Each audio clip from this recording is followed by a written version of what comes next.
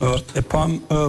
punimet në këto lokacione janë drejt fundit. Si është situata aktualisht atje? Në fakt e teksuam edhe sot gjatë ditës që po besoj nëse jo sot mos largu nesër ose deri në fund të kësaj jave, pra që i bie eventualisht të shtunën nëse është e nevojshme, megjithatë si proces kuptimin e zhvarrosjes së gjitha mbetjet mortore, do duhet përfundonte qysh nesër.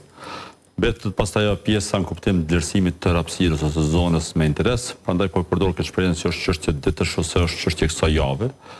me që kjo i bie që të jetë java 4 në kuptim të gërmimit dhe angazhimit në këto 3 lokacione të varreve masive.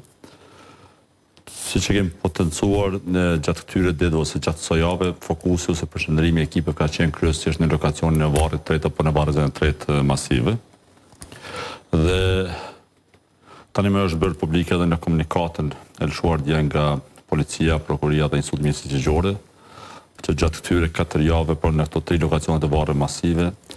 janë gjetur mbetjet mortore ose pjesë shtrore që ju përkasin minimumi se të paktën 23 persona ose 23 individëve,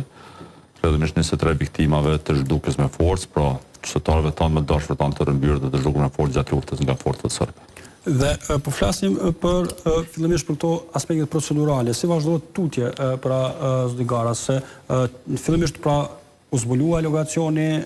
u bën gërmimet, ka 4 javë që po punohet aty, në ndërkohë cili është hapi tutje, pra në kuptim të identifikimit të këtyre mbetjeve koskore. Në fakt me aktivitetet në teren edhe gjatë ditës planifikuar pra dhe për ditën e nesërme, ideja është të përfundojnë tërësi procesi zhvarrosjes. Po gjitha pjesë kockore, shtrore që tani më janë gjetur në këto lokacione të zhvarrosen dhe të dërgohen në Institutin Mjedisit Ligjor.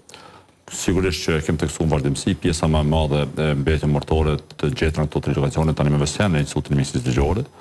Dhe si fazë e menjëhershme do të jetë pastaj procesi i ekzaminimeve ose ekzaminimeve nga ana ekspertëve të Institutit Mjedisit Ligjor, pra ekspertë mjekëligjor. Gjithmonë këtë rast kur i referohem ekspertë mjekëligjor të Brisë Kosovës, po përfshihet edhe komponentën ose pjesën e ekspertëve të Oleksit, me që në këtë rast funksionojnë si një ekip e përbashkët. Dhe gjatë ekzaminimeve sigurisht pastaj është edhe procesi i dërgimit të mostrave për testim ose për analizë të ADN-s, pra mostrat nga mbetjet mortore.